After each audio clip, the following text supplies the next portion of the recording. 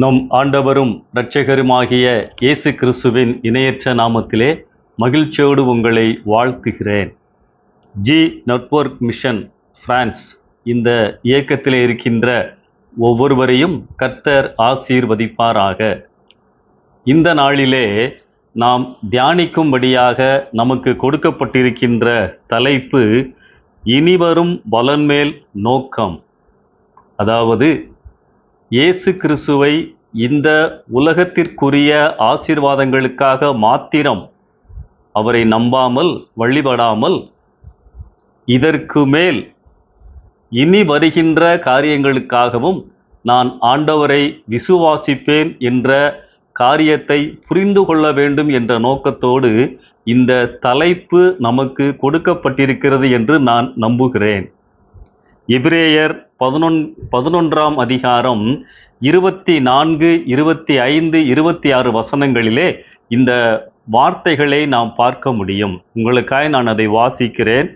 விசுவாசத்தினாலே மோசே தான் பெரியவனான போது பார்வோனுடைய குமாரத்தியின் மகன் எண்ணப்படுவதை வெறுத்து அநித்தியமான பாவ சந்தோஷங்களை அனுபவிப்பதை பார்க்கிலும் தேவனுடைய ஜனங்களோடே துன்பத்தை அனுபவிப்பதையே தெரிந்து கொண்டு இனி வரும் பலன்மேல் நோக்கமாயிருந்து எகிப்திலுள்ள பொக்கிஷங்களிலும் கிறிஸ்துவின் நிமித்தம் வரும் நிந்தையை அதிக பாக்கியம் என்று எண்ணினான்.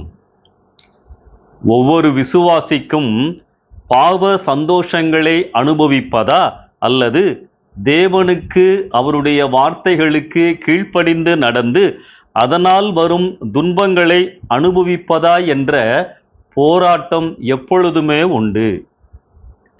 வாழ்க்கை என்றால் என்ன? உலகம் பலவிதமான பல்வேறு விடைகளை தருகின்றது. தத்துவவாதிகள் என்ன சொல்லுகின்றார்கள்? எதையோ நோக்கி ஓடுவதுதான் வாழ்க்கை. எங்கே ஓடுகிறான் தெரியாது. லட்சியவாதிகள் உன் லட்சியத்தை நோக்கி நீ ஓட வேண்டும். சாதாரண மக்கள் என்ன சொல்லுகிறார்கள்? வாழ்க்கையா, இந்த குடும்பத்தை கரை சேர்க்க வேண்டும், என் பிள்ளைகளுக்கு ஒரு வழி பண்ண வேண்டும், இப்படி இந்த உலகத்திற்குரிய காரியங்களை நிறைவேற்றுவதையே வாழ்க்கை என்று அவர்கள் நினைத்து கொண்டிருக்கின்றார்கள். எனவே எப்பொழுதுமே மனிதன் வாழ்க்கையை ஒரு ஓட்டமாகவே பார்க்கிறான். உலகம் சொல்லுகின்ற ஓட்டங்கள் நோக்கம் இல்லாத, தெளிவில்லாத, நம்பிக்கை இல்லாத ஓட்டங்கள். ஆனால் இந்த ஓட்டம், ஆண்டவர் நமக்கு கொடுத்திருக்கின்ற வாழ்க்கையின் ஓட்டம் எப்படி இருக்க வேண்டும்? அதனுடைய இலக்கணம் என்ன? வேதம் என்ன சொல்லுகின்றது? வேதம்தான் நம்முடைய வாழ்க்கையின் அளவுகோல். 1 கொரிந்தியர் 9ஆம் அதிகாரம் 24 முதல் 27 வசனங்களிலே பவுல் அழகாக சொல்லுகின்றார். பெற்றுக்கொள்ளத்தக்கதாக ஓட வேண்டும், இச்சை அடக்கத்தோடு ஓட வேண்டும், நிச்சயத்தோடு ஓட வேண்டும். ஓட்டத்தினுடைய பலன் என்ன? அதையும் பவுல் 2 தீமோத்தேயு 4ஆம் அதிகாரம் 7-8 வசனங்களிலே கூறுகின்றார். நல்ல போராட்டத்தை போராடினேன், ஓட்டத்தை முடித்தேன், விசுவாசத்தை காத்து கொண்டேன், நீதியின் கிரீடம் எனக்காக வைக்கப்பட்டிருக்கின்றது. அன்பானவர்களே, இந்த நம்மளுடைய தலைப்பு வருகின்ற எபிரேயர் நிருபத்தினுடைய ஆசிரியர் மோசேயினுடைய அனுபவத்தை இந்த இடத்திலே அவர் குறிப்பிடுகின்றார். எபிரேயர்களை பொறுத்தவரை அவர்களது வரலாற்றில் மோசே ஒரு மிகவும் முக்கியமான ஒரு நபர். கடவுளின் மூலமாக எகிப்தின் அடிமைத்தனத்திலிருந்து காத்தவர் மட்டுமல்ல, தேவனுடைய கட்டளைகளை பெற்று அதை மக்களுக்கு கொடுத்தவர். மோசே ஒரு விசுவாச வீரர் என்பதையும் எபிரேயரின் ஆக்கியோன் காட்டுகின்றார். இந்த எபிரேயர் நிருபத்தை எதற்காக எழுதுகிறார் என்பதையும் நாம் அறிந்து கொள்ள வேண்டும். எபிரேயர்கள் என்றால் யூத கிறிஸ்தவர்கள். இவர்கள் அந்த நாட்களிலே, அதாவது இந்த நிருபம் எழுதப்பட்ட நாட்களிலே சோதனைகளில் விழ ஆரம்பித்தனர். தொடர்ந்து அவர்கள் விழுந்து போகக்கூடாது என்பதற்காக எழுதுகின்றார். எப்படிப்பட்ட சோதனைகள்? அசதியாக இருந்தனர், இளைப்புள்ளவர்களாய் தங்கள் ஆத்துமாக்களில் சோர்ந்திருந்தனர், ஆதி அன்பும் உற்சாகமும் தனிய ஆரம்பித்தன, விசுவாசத்தில் முதிர்ச்சி அடையவில்லை, சபைக்கு வருவதை கூட சிலர் நிறுத்தி இருந்தார்கள், தங்கள் சொந்த கிறிஸ்தவ தலைவர்களுக்கு எதிராக எழும்பத் தொடங்கினார்கள், சிலர் விசுவாசத்தை விட்டே முற்றிலுமாக வழுவி போகிற நிலையிலே இருந்தார்கள். இவைகளை எல்லாம் இந்த எபிரேயர் புஸ்தகத்திலே நாம் பார்க்க முடியும். இங்கே மோசேயை குறித்து, அவருடைய அனுபவத்தை குறித்து ஆக்கியோன் எழுதுகின்ற பொழுது கிறிஸ்துவின் நிமித்தம் வரும் நிந்தையை அதிக பாக்கியம் என்று எண்ணினான். பழைய ஏற்பாட்டு நாட்களிலே கிறிஸ்து அதிகமாக வெளிப்படாதவராக இருந்தார். மோசே கிறிஸ்துவை நாம் இப்பொழுது சரியாக அறிந்திருப்பதைப் போல அறிந்திருக்கவில்லை. ஆனால் தேவனுக்காகவும் அவருடைய ஜனங்களுக்காகவும் எல்லாவற்றையும் விட்டு கொடுத்ததன் மூலம் அவர் கிறிஸ்து பிற்காலத்தில் நடந்து கொண்டதைப் போல தானும் நடந்து கொண்டார். ஆகவே கிறிஸ்துவை போல நிந்தையை சுமந்தார். கிறிஸ்து நம்முடைய மீட்பிற்காக, உலக மக்களின் மீட்பிற்காக எப்படி பாடுபட்டாரோ அதே போல நல்ல வசதியான நிலைமையிலே இருந்த மோசேயும் ஆண்டவருடைய அழைப்பின் நிமித்தம் இந்த மக்களுக்காக பாடுபட்டார், நிந்தையை சுமந்தார். இப்படித்தான் இந்த வார்த்தைகளை நாம் புரிந்து கொள்ள வேண்டும். இவ்வளவு நிந்தையின் மத்தியிலும் தேவன் ஒரு நாளிலே தனக்கு பதில் அளிப்பார் என்ற நம்பிக்கையிலே மோசே கடைசி வரை உறுதியாக இருந்தார். இந்த விசுவாசத்தை மோசேயைப் போல எபிரேயர்களும் பின்பற்ற வேண்டும்.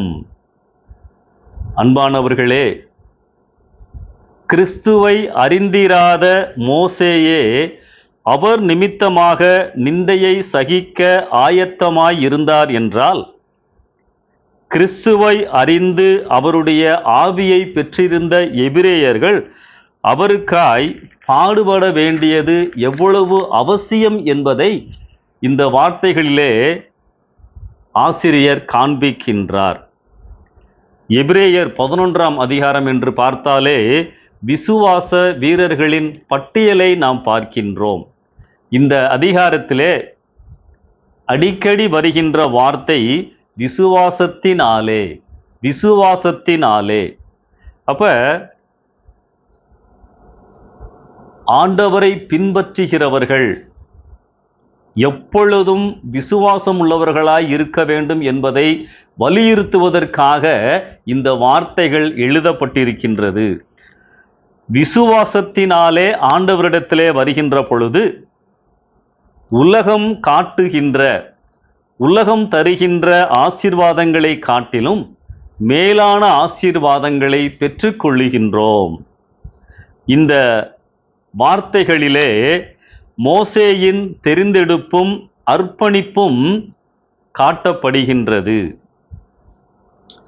எகிப்தின் பொக்கிஷங்களை காட்டிலும், இங்கே மோசேயை குறித்து எழுதுகின்ற பொழுது என்ன சொல்லப்படுகின்றது?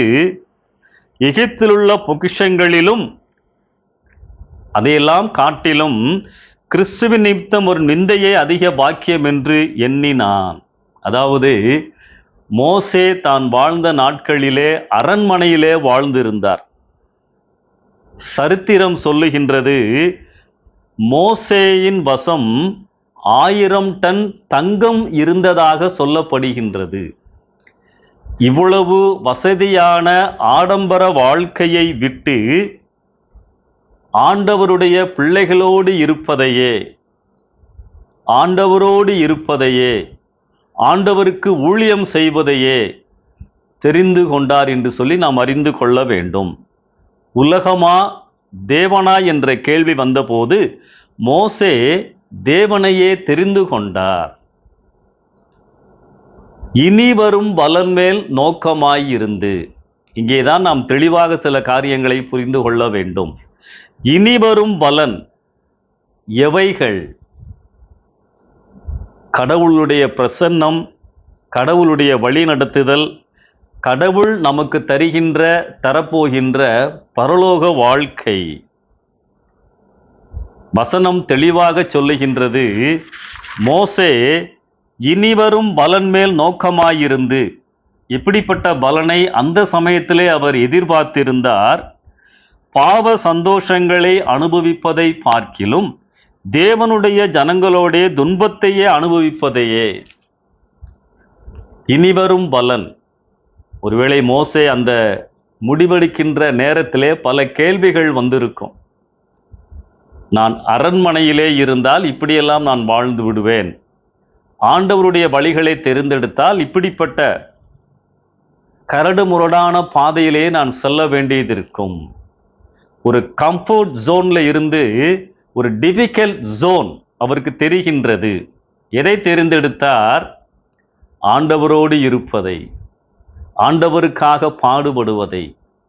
அரண்மனை சந்தோஷத்தை காட்டிலும், உலகம் தருகின்ற சந்தோஷத்தை காட்டிலும் தேவ பிரசன்னம் எனக்கு அவசியம். அதை நான் விரும்புகிறேன், அதிலே நான் நோக்கமாயிருக்கின்றேன். அப்ப இனிவரும் பலன் என்று நாம் நினைக்கின்ற பொழுது பரலோக தரிசனத்தை மாத்திரம் நாம் நினைவிலே கொள்ளாமல், இனிமேல் அரண்மனை அல்ல, ஆண்டவரோடு நான் வாழப் போகிறேன், அந்த பிரசன்னம் எனக்கு முக்கியமானது. மனிதர்கள் என்னை வழிநடத்தப் போவது அல்ல, என்னுடைய அனுபவம், என்னுடைய ஞானம் என்னை வழிநடத்தாது, கடவுள் என்னை வழிநடத்தப் போகிறார். அவர் வழியில் நடந்து நான் மரிக்கின்ற பொழுது எனக்கு பரலோகம் உண்டு. இனி வரும் பலன் இவைகள்தான் என்பதை நாம் புரிந்து கொள்ள வேண்டும். அன்பானவர்களே, இந்த சிந்தனையோடு இனி வரும் பலன்கள் இவைகளை குறித்து நாம் இன்னும் சற்று விரிவாக தியானிக்கலாம். வேதம் நமக்கு பல கதாபாத்திரங்களை வைத்திருக்கின்றது. ஒவ்வொரு கதாபாத்திரங்களும் பல உண்மைகளை, ஆண்டவருடைய காரியங்களை வெளிப்படுத்துகின்றன.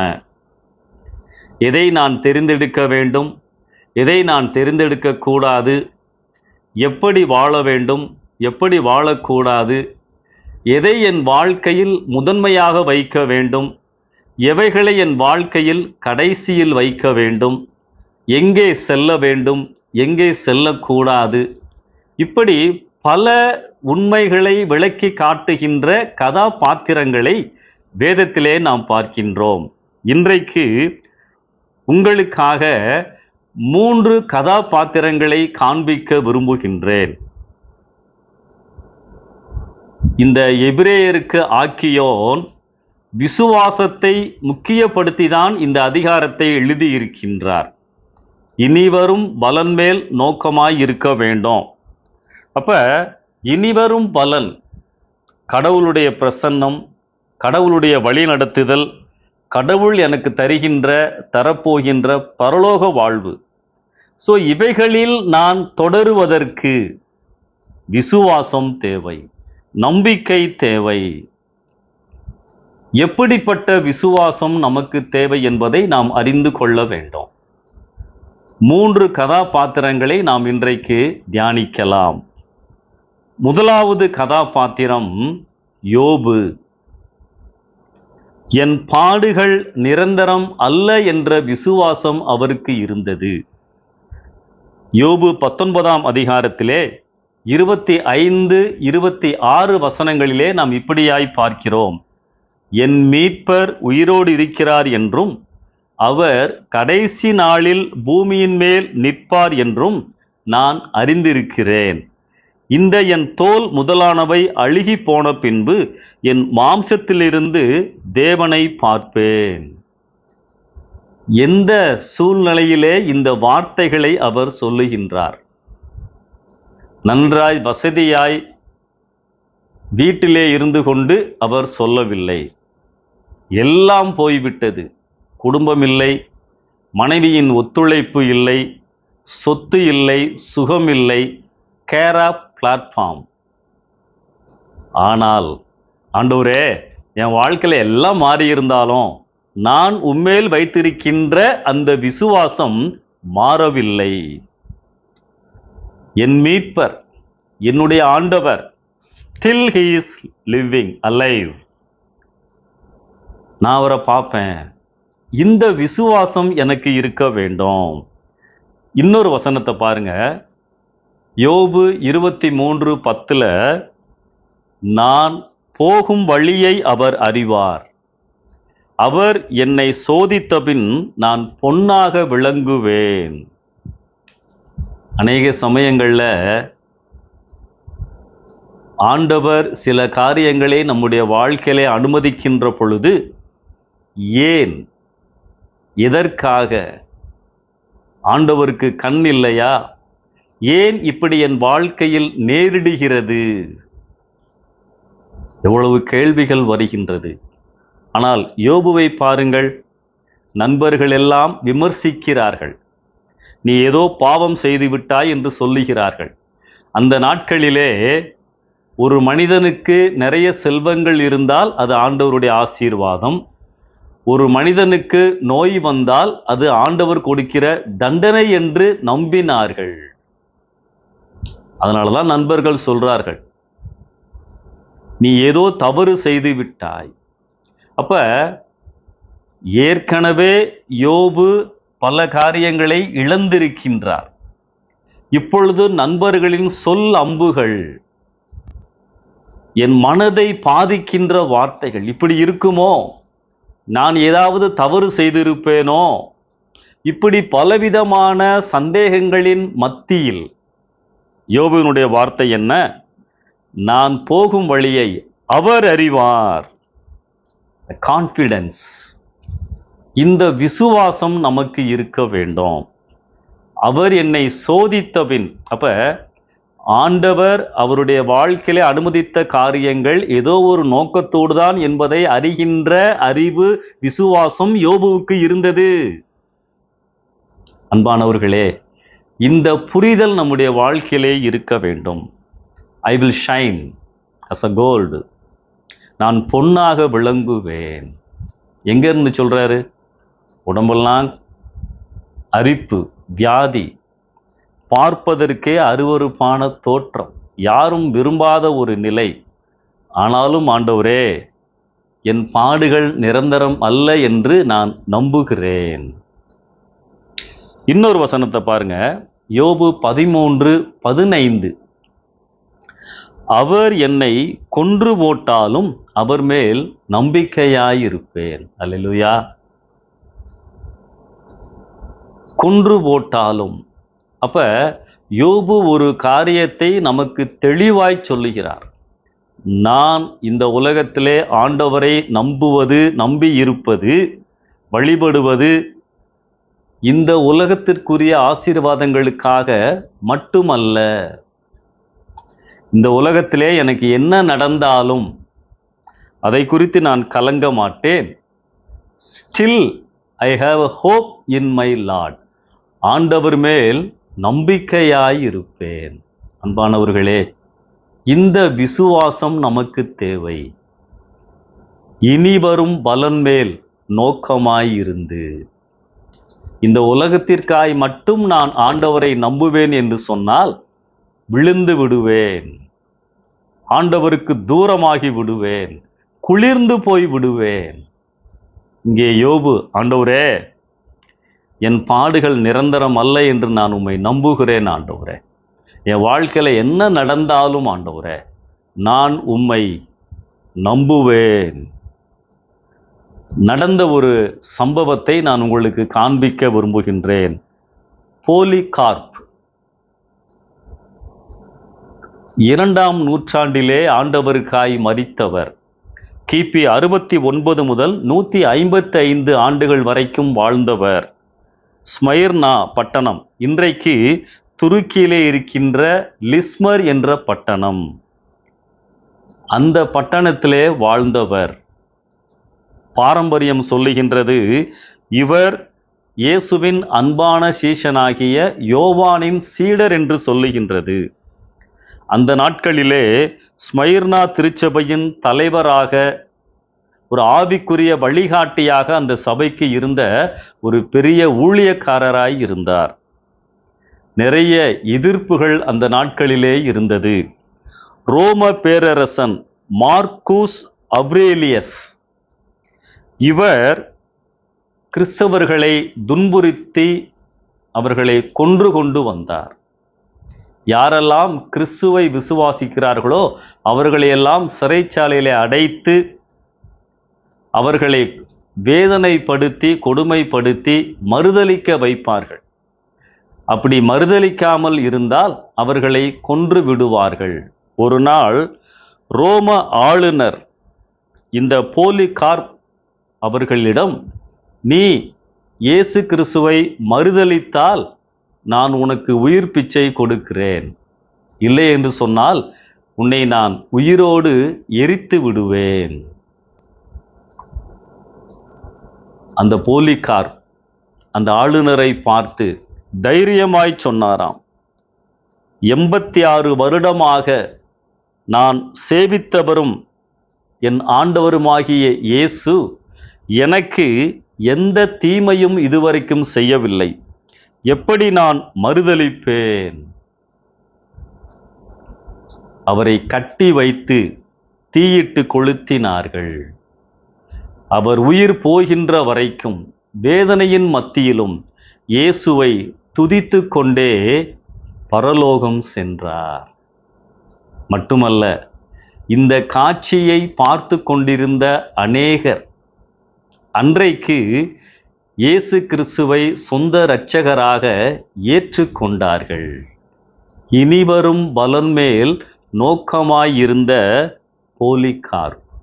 அன்பானவர்களே, ஒரு சிறு பிரச்சனை, ஒரு சிறு ஏமாற்றம், ஒரு சிறு வேதனை, ஒரு சிறிய இழப்பு, ஒரு சிறிய நஷ்டம் வருகின்ற பொழுது, how I am reacting, நான் எப்படி நடந்து கொள்ளுகிறேன், என்னுடைய விசுவாசம் எவைகளை சார்ந்திருக்கின்றது?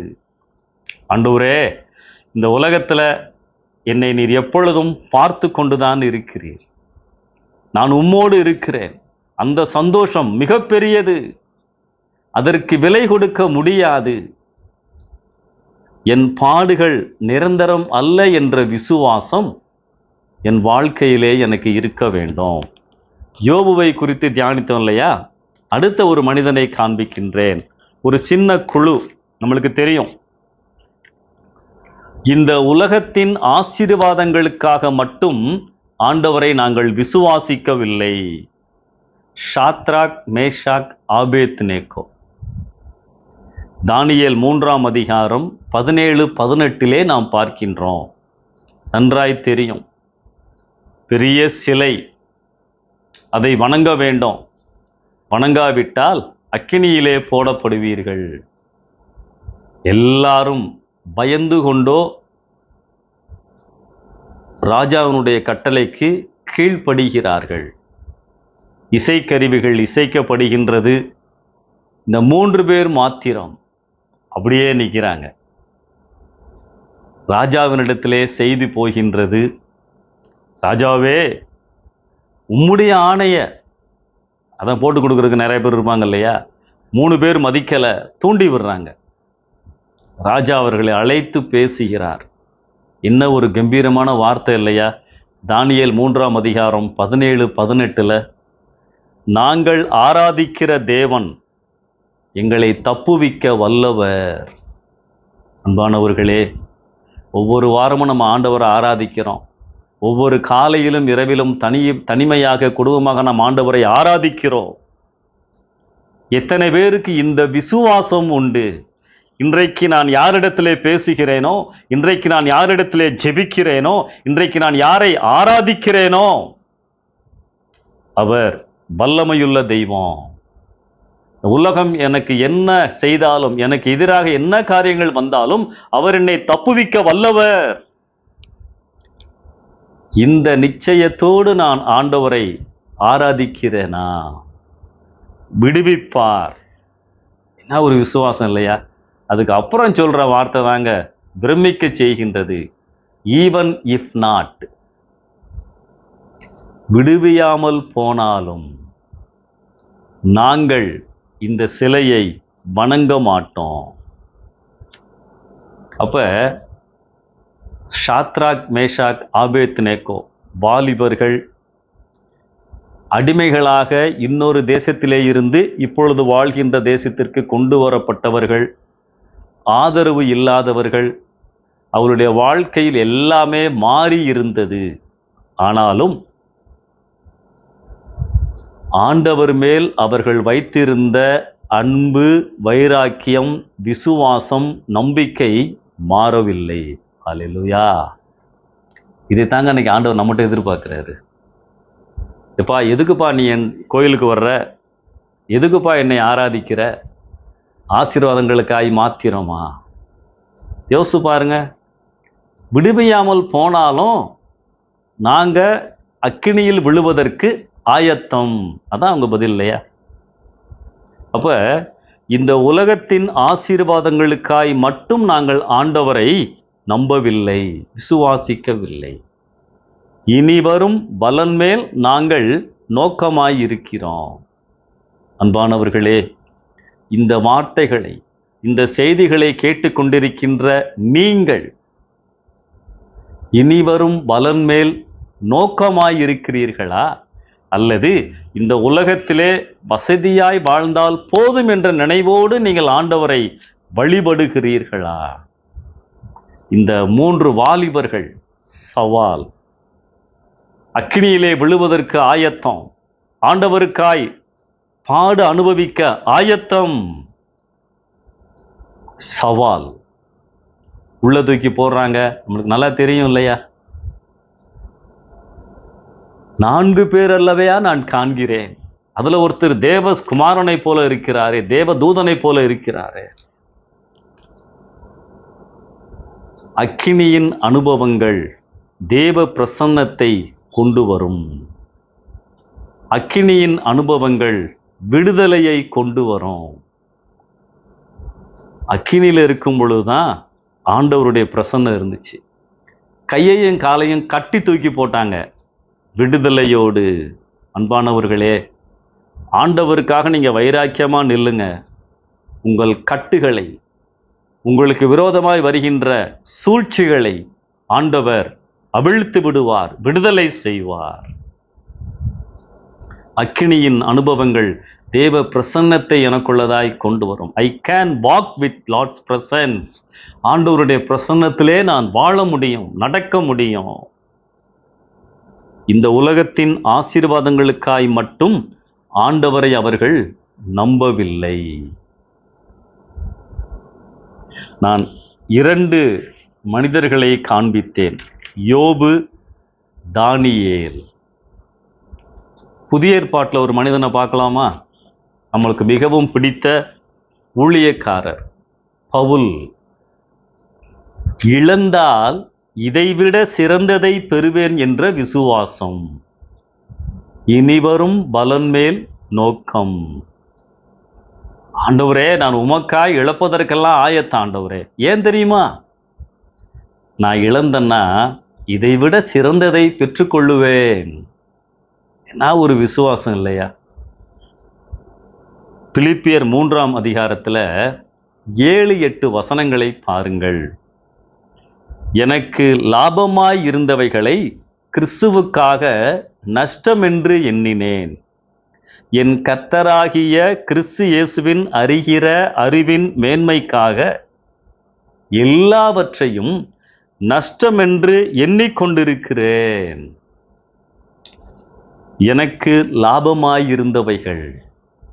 இதற்கு முந்தைய வசனங்கள்ல பார்த்தீங்கன்னா 7 காரியங்களை சொல்லியிருப்பார். அவருடைய அந்தஸ்து, அவருடைய கோத்திரம், அவருடைய ப்ரொஃபஷன், அவருடைய பேக்ரவுண்டு எல்லாத்தையும் சொல்லியிருப்பார். நான் பென்யமீன் கோத்திரத்தான், நான் எபிரேயன், எனக்கு ரோம குடியுரிமை உண்டு. நிறைய காரியங்கள் அவருடைய வாழ்க்கையிலே லாபமாயிருந்தன. பாரம்பரியம் சொல்லுகின்றது, பவுல் ஒரு மிகப்பெரிய பணக்காரராய் இருந்திருக்கிறார்.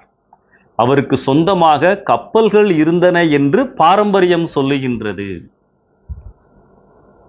அந்தஸ்து இருந்தது, பதவி இருந்தது, நினைத்ததை முடிக்கக்கூடிய ஆற்றல், ஆள்பலம் இருந்தது. ஸ்தேவான் கொலை செய்யப்படுவதற்கு பவுலும் சம்மதித்திருந்தான். என்ன அர்த்தம்? Influenced person. அறிவு இருந்தது, படிப்பு இருந்தது, புகழ்பெற்ற கல்லூரியிலே படித்த அனுபவம் இருந்தது. என்னை யாரும் குற்றப்படுத்த முடியாது. நியாயப்பிரமாணம் எனக்கு தெரியும். நான் பரிசேயன். இப்படி பல காரியங்களை எல்லாம் சொல்லிவிட்டு என்ன சொல்றாரு? எனக்கு லாபமாய் இருந்தவைகளை இப்ப நான் நஷ்டம்னு நினைக்கிறேன்ப்பா. அது ஒன்றுமில்லை. இன்னும் கொஞ்சம் கீழே வாசி பார்த்தீங்கன்னா குப்பையாக எண்ணுகிறேன்னு எழுதியிருப்பார். எதற்காக தெரியுமா? என் ஆண்டவரை கிறிஸ்து இயேசுவை அறிகிற அறிவின் மேன்மைக்காக. இனிவரும் பலன் ஆண்டவரை அறிந்து கொள்ளுதல். அன்பானவர்களே, இனிவரும் பலன் ஒன்னா பரலோகத்தை மட்டும் யோசிக்காதீங்க. ஆண்டவருடைய பிரசன்னம், ஆண்டவரை அறிந்து கொள்ளுவதற்கு நான் எடுக்கின்ற முயற்சிகள். என் வாழ்க்கையில ஆண்டவர் தான் எனக்கு முக்கியமானவர். கர்த்தரை தேடுகிறவர்களோ சகலத்தையும் அறிவார்கள். நீதிமொழிகள்ல வாசிக்கிறோம் இல்லையா? அப்ப பவுல் தன்னுடைய உலக பிரகாரமான வாழ்க்கையிலே, அதாவது தமஸ்கு வீதியிலே இயேசு கிறிஸ்துவினால் தொடப்படுவதற்கு முன்பதாக அப்போஸ்தலர் 9ஆம் அதிகாரத்தில் தொடப்படுகின்றார். ஒரு மாற்றம் வருகின்றது. எல்லாவற்றிலும் மாற்றம். நான் இதுவரைக்கும் எதை வாழ்க்கையில முக்கியமா நினைச்சனோ அதெல்லாம் குப்பைப்பா. ஒரு காரியத்தை குறிப்பிடுகிறேன். இந்த நாட்களிலே சில கிறிஸ்தவர்கள் பவுல் எவைகளையெல்லாம் குப்பையாக நினைத்தாரோ அவைகளை தான் பாக்கெட்ல வச்சுட்டு அலையிறோம். யோசிச்சு பாருங்க. நான் இந்த ஊரை சேர்ந்தவன், நான் இப்படிப்பட்ட பின்னணியில இருந்து வந்தவன், நான் இவ்வளவு படித்திருக்கிறேன், இவ்வளவு அந்தஸ்து உள்ளவன். பவுல் என்ன சொல்றாரு? அப்பா, நான் ஆண்டவரை அறிவதற்காக, அவரை போல மாறுவதற்காக இவைகளை எல்லாம் குப்பையில தூக்கி போட்டேன்ப்பா. நம்மளுடைய நிலைமை நம்ம யோசிச்சு பார்க்கலாமா? இது என் வாழ்க்கையின் பிரதானமாக இருக்கின்றது. What is my top priority in my life? It should be knowing my Lord. ஆண்டவரை அறிவது என்னுடைய நோக்கமாக இருக்க வேண்டும். பவுல் கொலைசேருக்கு எழுதும் பொழுது, பிலிப்பியருக்கு எழுதும் பொழுது, எபேசியருக்கு எழுதும் பொழுதெல்லாம் அவருடைய ஜெபங்களை எழுதுவார். ஆண்டவரை அறிகின்ற அறிவிற்காக, நீங்கள் ஆண்டவரை அறிந்து கொள்ள வேண்டும் என்பதற்காக, அவருடைய அன்பின் ஆழங்களை அறிந்து கொள்ள வேண்டும் என்பதற்காக நான் உங்களுக்காய் ஜெபிக்கிறேன். ஒரு ஊழியக்காரருடைய பிரார்த்தனையை பார்த்தீங்களா? என்னுடைய விசுவாசிகளுக்கு வீடு கட்டணும், கார் வாங்கணும், அதற்காக அவர் ஜெபிக்கவில்லை.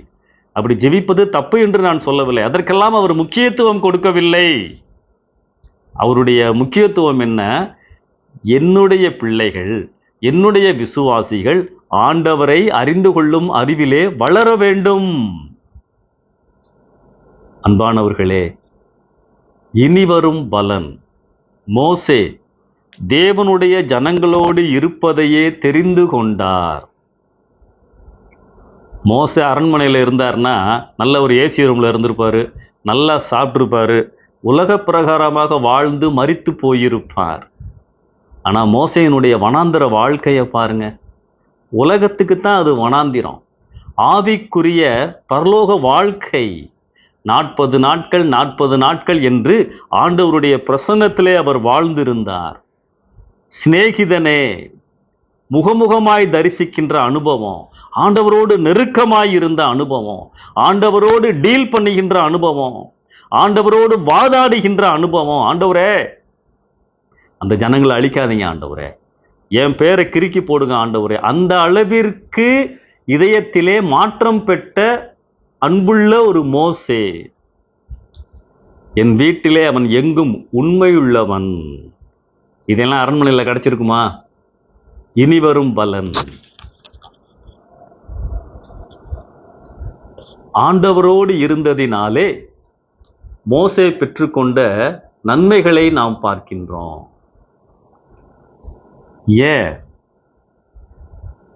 எகிப்திலே இருக்கின்ற பொக்கிஷங்களை குப்பையாக எண்ணினார்.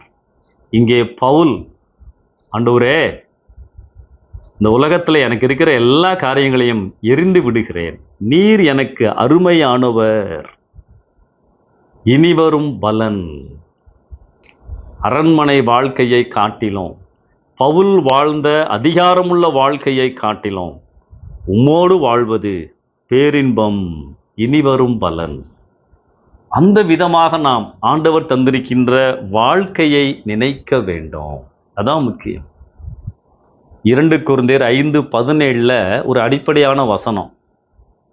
இப்படி இருக்க ஒருவன் கிறிஸ்துவுக்குள் இருந்தால் புது சிருஷ்டியாய் இருக்கிறான், பழையவைகள் ஒழிந்து போயின, எல்லாம் புதிதாயின, எல்லாம் புதிதாயின, இனி வரும் பலன். என் சுபாவங்களில் ஆண்டவர் மாற்றங்களை கொடுக்கிறார். நம்ம 2 கொரிந்தியர் 5:17 அடிக்கடி வாசிப்போம், மனப்பாடமா வச்சிருப்போம். 16வது வசனத்தை நீங்க வாசிருக்கீங்களா? ஒரு அருமையான காரியத்தை சொல்லுவார். இனி நாங்கள் ஒருவனையும் மாம்சத்தின்படி அறியோம். எவ்வளவு ஆழமான வசனம் பார்த்தீங்களா?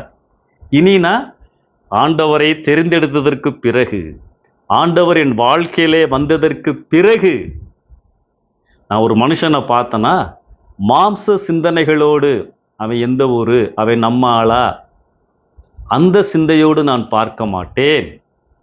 அவன் ஆண்டவரால் படைக்கப்பட்டவன், அவன் ஒரு விசுவாசியா, அவன் ஆண்டவரை ஏற்றுக்கொள்ளாதவனா, இந்த பார்வையோடு தான் நான் பார்ப்பேன். இனி வரும் பலன். அன்பானவர்களே, பவுல் தன்னுடைய வாழ்க்கையிலே ஆண்டவரை அறிவதற்காக எல்லாவற்றையும் விட்டுவிட்டேன் என்று சொல்லுகின்றார்.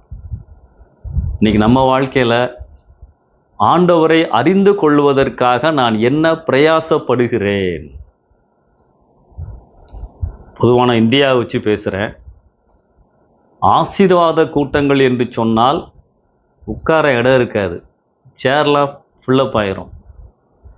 உபவாச கூட்டம், பைபிள் ஸ்டடி அப்படின்னு சொன்னால் 5 பேர் 6 பேர். ஏன்? வேத வசனங்களை ஆராய்ந்து பாருங்கள். ஏசாமி சொன்னதான். பெரேயா பட்டணத்தார் காரியம் இப்படி இருக்கிறதா என்று தினந்தோறும் வேத வாக்கியங்களை ஆராய்ந்து பார்த்ததினால் தெசலோனிக்கு சபையை காட்டிலும் நற்குணசாலிகளாய் இருந்தார்கள். Character development. அப்ப ஆண்டவரை அறிவதற்கு, ஆண்டவரை அறிந்து கொள்ளணும்னா அதுக்கு என்னங்க சோர்ஸு? வேத புத்தகம். வேற வழியே இல்லை. ஆவியானவருடைய துணையோடு வேத புத்தகத்தை நான் தியானிக்கின்ற பொழுதுதான் ஆண்டவரை நான் அறிந்து கொள்ளுவேன். இனி வரும் பலன். ஆண்டவரே, உண்மை எனக்கு வெளிப்படுத்த ஆண்டவரே, நான் உண்மை போல மாற வேண்டும் ஆண்டவரே. 1 யோவான் 3ஆம் அதிகாரம் 2ஆம் வசனத்துல அவர் வெளிப்படும் பொழுது அவரை நம்ம பார்க்கறதுனால அவருக்கு ஒப்பாய் இருப்போம். God's equal to God's image in us. அவ்வளவு பெரிய பாக்கியம் பார்த்தீங்களா? இனி வரும் பலன் மேல் நோக்கம். இந்த உலகத்தில் எனக்கு நிறைய பலவீனங்கள் இருக்கலாம், முடியாத காரியங்கள் இருக்கலாம், தேவ சாயலிலே நான் குறைந்து போயிருக்கலாம். ஆனால் ஆண்டவருடைய நோக்கம் என்ன? ஆண்டவரே, நீர் என்னை உம்மை போல மாற்றுவீர். இன்னொரு வசனம் காமிக்கிறேன் பாருங்க. 2 கொரிந்தியர் 3ஆம் அதிகாரம் 18வது வசனம். அவருடைய சாயலாக மகிமையின் மேல் மகிமை அடைந்து மறுரூபப்படுவோம். அல்லேலூயா. I should get God's image. இனி வரும் பலன் மேல் நோக்கம் என்று சொன்னால் பரலோக வாழ்க்கை மாத்திரம் அல்ல, இந்த உலகத்திலே இயேசுவை நான் பிரதிபலித்து வாழ்கின்ற வாழ்க்கை. அதை நான் புரிந்து கொள்ள வேண்டும். அன்பானவர்களே, பவுல் ஆண்டவரை அறிவதற்காய் நான் எல்லாவற்றையும் விட்டு விடுகிறேன். ஆண்டவர் எப்படிங்க அறியறது? வேத வாசிப்பு மட்டுமல்ல, வேத தியானம் எனக்கு தேவை. வேதத்தை கற்றுக்கொள்கின்ற I should study the Bible அனுபவங்கள் எனக்கு தேவை. ஒரு சின்ன தம்பி படிக்கும் பொழுது ஹாஸ்டல்ல படிச்சுக்கிட்டு இருந்தானா. ஆண்டவரை ஏற்றுக்கொண்ட தம்பி தினமும் வேதம் வாசிப்பதில் தவற மாட்டான். வேதத்தை வாசிப்பதில் ஒரு நாள் கூட மிஸ் பண்ணக்கூடாதுன்னு சொல்லி அவன் ஒரு காரியம் பண்ணானா. அந்த ஹாஸ்டல்ல ஒரு பெரிய நில கண்ணாடி இருக்குமா, எல்லாரும் பார்த்து தலை சீவுறதுக்கு. அந்த கண்ணாடியில் கீழே எழுதி வச்சானா, no Bible no breakfast, no Bible no breakfast. வேதம் வாசிக்காமல் காலை உணவு இல்லை. வேதத்தை கட்டாயம் வாசித்திட வேண்டும் என்பதற்காக அவன் தனக்குத்தானே எழுதி வைத்த நினைவூட்டல். ஆண்டவரை அறிந்த அந்த சிறுவனை ஆண்டவர் ஆசீர்வதித்தார், பெரிய ஊழியக்காரராய் மாற்றினார். ஆபரேஷன் மொபிலைசேஷன், ஓஎம் ஊழியங்கள் 141 நாடுகளிலே அந்த ஊழியம் நடைபெறுகின்றது. ஜார்ஜ் வெர்வர் அந்த பையன், நோ பைபிள் நோ பிரேக்ஃபாஸ்ட், இனி வரும் பலன் மேல் நோக்கமாயிருக்க வேண்டும். அன்பானவர்களே, 3 மனிதர்களை நான் காண்பித்தேன். யோபு, ஷாத்ராக், மேஷாக், ஆபேத்நேகோ குழு, பவுல். கற்றுக்கொள்கின்ற காரியம் என்ன? என் பாடுகள் நிரந்தரம் அல்ல என்ற விசுவாசம். இந்த உலகத்தின் ஆசீர்வாதங்களுக்காக மாத்திரம் நாங்கள் ஆண்டவரை நம்பவில்லை. இழந்தால் இதைவிட சிறந்ததை பெறுவேன் என்ற விசுவாசம். அன்பானவர்களே, இந்த வசனத்தை ஆசிரியர் எழுதுகின்ற பொழுது இவர்கள் எப்படி மோசே ஆண்டவரை விசுவாசித்து அரண்மனை சொகுசான வாழ்க்கையை விட்டு பாலைவனத்திலே வனாந்தரத்திலே கஷ்டப்பட்டாலும் ஆண்டவர் என்னோடு இருப்பார், அதுதான் முக்கியம்னு சொல்லி அந்த பலன் மேல் நோக்கமாய் இருந்தாரோ, அந்த விசுவாசம் இன்றைக்கு எனக்கு தேவை. ஆண்டவர் நமக்கு இப்படிப்பட்ட விசுவாசம் இருக்கின்ற பொழுது 3 காரியங்கள், இனிவரும் பலன் மேல் நோக்கம், ஆண்டவருடைய பிரசன்னம், ஆண்டவருடைய வழி நடத்துதல், ஆண்டவர் தருகின்ற பரலோக வாழ்க்கை. அன்பானவர்களே, ஆண்டவரை சரியாய் புரிந்து கொள்ளுவோம். என்னுடைய நோக்கத்தின் வரிசை மாற வேண்டும். இதற்கு என் வாழ்க்கையிலே நான் முக்கியத்துவம் கொடுக்கின்றேன். இனிவரும் பலன் மேல் எப்பொழுதும் நான் நோக்கமாயிருக்க வேண்டும்.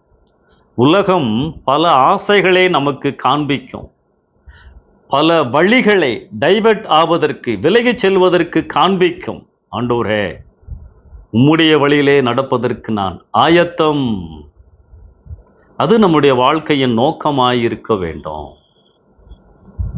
நடந்த ஒரு சம்பவத்தை நான் பகிர்ந்து கொள்ள விரும்புகிறேன். சீக்கிய மதத்திலே இருந்து ஒரு வாலிபன் ஆண்டவரை ஏற்றுக்கொண்டான். சுந்தர் சிங். வீட்டிலே எதிர்ப்பு, நீ இயேசுவை விட்டுவிட வேண்டும், சாப்பாடு கொடுக்கல, அவமானப்படுத்தினார்கள், சரியாக நடத்தவில்லை, கேவலப்படுத்தினார்கள். ஆனாலும் அந்த வாலிபன் தன்னுடைய விசுவாசத்திலே உறுதியாயிருந்தான். இனிவரும் பலன் எனக்கு உண்டு, நம்பிக்கையை இழக்கவில்லை. வீட்டிலே இருந்தவர்கள் நிறைய காரியங்களை செய்தார்கள். எப்படியெல்லாமோ அவனுடைய விசுவாசத்தை வழி விலகி செல்வதற்கு நிறைய வழிகளை கையாண்டார்கள். கடைசியில் ஒன்று பண்ணாங்க. அந்த வாலிபன் திருமணம் செய்ய இருந்த பெண்ணை அவன் இருந்த அறைக்குள் அனுப்பினார்கள். அழகான பெண். அவள் சொல்லுகிறாள், நீ இயேசு கிறிஸ்துவை மறந்தால்தான் நான் உன்னை திருமணம் செய்து கொள்ளுவேன். வாலிப வயசுல ஒரு பயங்கரமான சோதனை இல்லையா? பலன் முன்னாடி நிக்குது, ஒரு அழகான பெண். ஆனால் அந்த வாலிபன் இனிவரும் பலன் மேல் நோக்கமாய் இருந்தவர். என்ன சொன்னார் தெரியுமா? எனக்கு இருப்பதோ ஒரே ஒரு இருதயம், அதை ஏற்கனவே வேறு ஒருவருக்கு கொடுத்து விட்டேன், உனக்கு என்னிடத்திலே இடமில்லை. அல்லேலூயா. இந்தியாவின் அப்போஸ்தலன் என்று அழைக்கப்பட்ட சாது சுந்தர் சிங், பிரம்மாண்டமான ஊழியம். இன்றைக்கும் அவருடைய செய்திகள் நமக்கு உத்வேகத்தை கொடுக்கிறது. இனிவரும் பலன் மேல் நோக்கமாயிருப்போம். அன்பானவர்களே, உலகம் பல ஆசைகளை காண்பிக்கலாம், பல சோர்வுகளை நமக்குள்ளதாய் கொண்டு வரலாம்.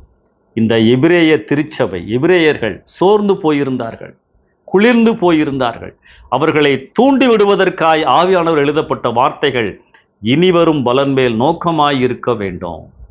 மோசே, அரண்மனையா வனாந்திரமா, வசதியான வாழ்க்கையா, கஷ்டப்பட்டு போகின்ற தேவனுடைய பிரசன்னத்தின் வழியாய் வருகின்ற வாழ்க்கையா? ஆண்டவரே, உம்முடைய பிரசன்னம் எனக்கு வேண்டாம் ஆண்டவரே.